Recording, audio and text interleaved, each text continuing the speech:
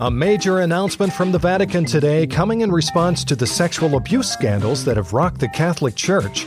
Pope Francis himself delivering a strong message. Nobody, and I mean nobody, out-molests the Catholic Church, especially not some goddamn Boy Scouts. Should the Boy Scouts of America be worried? From The Onion and Onion Public Radio, I'm Leslie Price, and this is The Topical. Stay with us. We've got what it takes to fill your news void. The Topical is presented by Cash App, the simplest way to send and receive money and the easiest place to buy and sell Bitcoin. Not for me, though. I only trade in gold bricks. Hasn't failed me yet, but you can go ahead and download Cash App today and get $10 when you sign up using promo code TOPICAL. Let me know how it goes.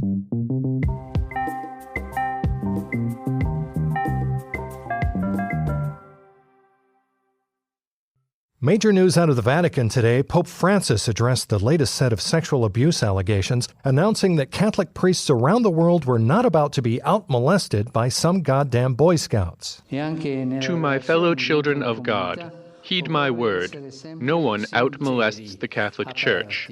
No one, especially not some pathetic organization called the Boy Scouts of America. OPR's Marcy Hammond joins us now from Vatican City. Hi, Marcy. Hi, Leslie. Today was a monumental day in Vatican City. Just hours ago, Pope Francis walked out onto the papal balcony, addressed a massive crowd in St. Peter's Square, and told the Boy Scouts that if they, quote, come for him, they best not miss. Take a listen. We're the Catholic Church, goddammit. We already have hundreds of thousands of abused parishioners, children, and nuns on the books. Do you really think we're going to let the fucking Boy Scouts beat us at the molestation game? Please. Well, he certainly doesn't seem to be pulling any punches. What's the Pope's strategy here? Well, Leslie, the Pope's strategy is to essentially put the Boy Scouts on blast. Without skipping a beat, he also called them, quote, barely even molesters and wannabe priests at best. I mean, really, who are these Boy Scouts anyways? They wear little vests and do their business in the woods behind tents and big trees? Come on. Listen up, boys. We are the OG diddlers. OG diddlers? Yeah, OG diddlers. The Pope then even went so far as to invite the Boy Scouts to the Vatican to, quote, show them how it's done. Wow, sounds like shots fired. Have the Boy Scouts responded? Yes. In fact, the Boy Scouts issued an official statement today strongly condemning the Pope's announcement, saying, quote, if you crusty-ass old perverts want a molest-off, then you've got yourself a molest-off. Scouts honor. Interested to see how this one plays out. Thank you so much, Marcy. Thank you, Leslie.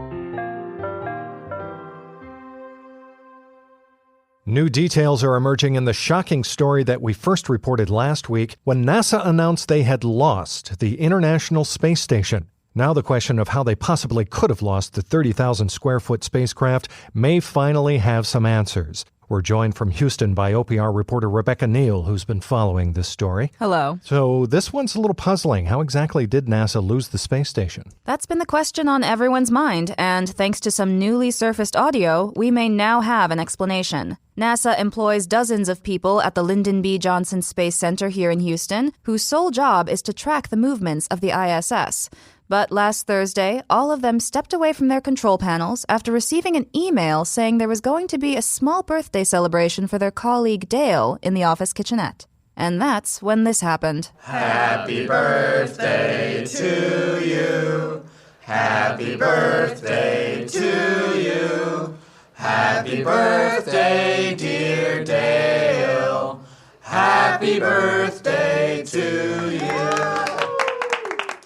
Hey, guys? Has anyone seen the ISS? What? Why? 'Cause it's gone. What do you mean it's gone? It's gone! It's fucking gone! Wasn't Suresh supposed to be watching it? Nice one, Suresh. Fuck you, Kevin. Don't blame this on me. I thought you told me you'd be watching it, Susan. When the fuck did I say that? How was nobody watching it? I guess we should probably notify headquarters. I can do it. Just let me finish eating this cake. Wow, and they don't have any clue as to where it might have floated to? They know it's still in the solar system, that's for sure. But right now, it could honestly be anywhere. Interesting. So this is obviously a pretty major gaffe. What's the mood like at NASA now that all this new information has surfaced? Certainly there's some embarrassment considering the space station cost over $100 billion and is technically considered to be the most expensive object in the world. But a lot of members of Mission Control are defending their team. I spoke with a few of the scientists who were in the kitchen when it happened, and here's how they explained it. Well, we were all busy eating and chatting, and I guess no one was keeping an eye on it, so it sort of just wandered off, I guess. But look, it was a solid spread. They had a vanilla and chocolate cake, a veggie platter, some chips and salsa, and a cheese and meat plate. Honestly, how can you blame us for misplacing it with all of that good stuff? Plus, it was a Thursday. We were all pretty tired.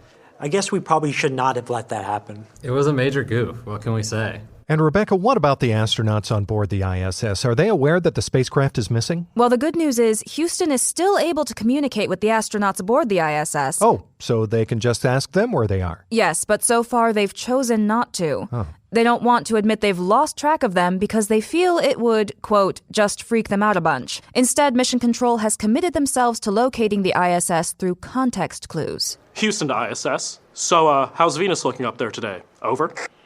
Houston, we wouldn't know. We're nowhere near Venus. Over.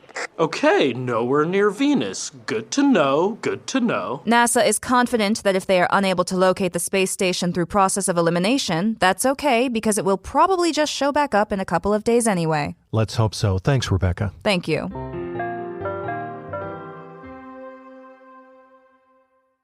What? That's not enough news for you? Fine. Here's what else you need to know, you insatiable glutton.